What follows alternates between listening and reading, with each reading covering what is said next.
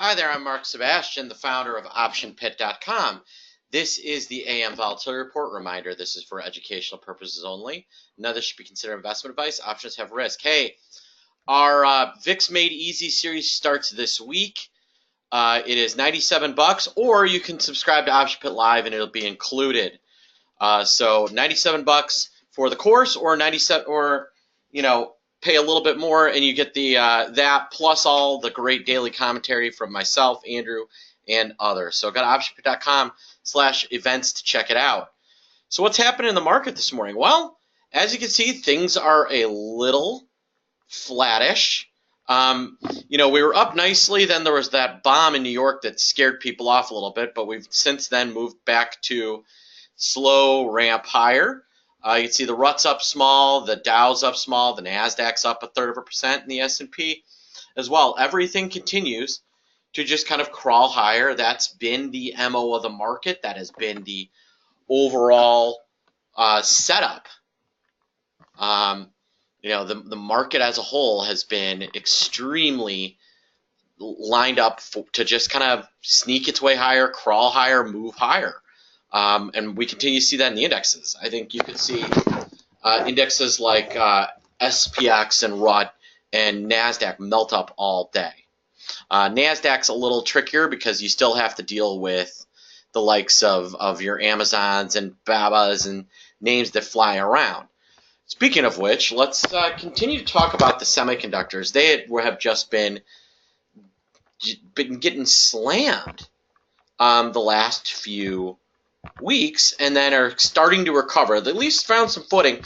Not yet over the 50-day moving average, though. So that's kind of interesting. Is that despite them holding up pretty well, they still look a little soft. So they're going to need a big push higher in order to hold this. We have a nice trade on that we've done well in SMH, and we may be kind of reevaluating that today. Bitcoin went out today. For those of you that are living under a trading rock, but Bitcoin did go out today, did start trading today, and it's moving. Over a couple thousand futures. That's actually really good. Think about this: the first day VIX futures traded, they only traded 460 contracts. They've already done way more than 2,000.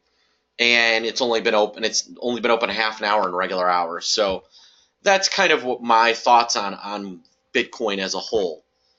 Some other names I'm going to be watching. I'm still paying close attention to Square, which is one of those Bitcoin names, and I'm watching the exchanges.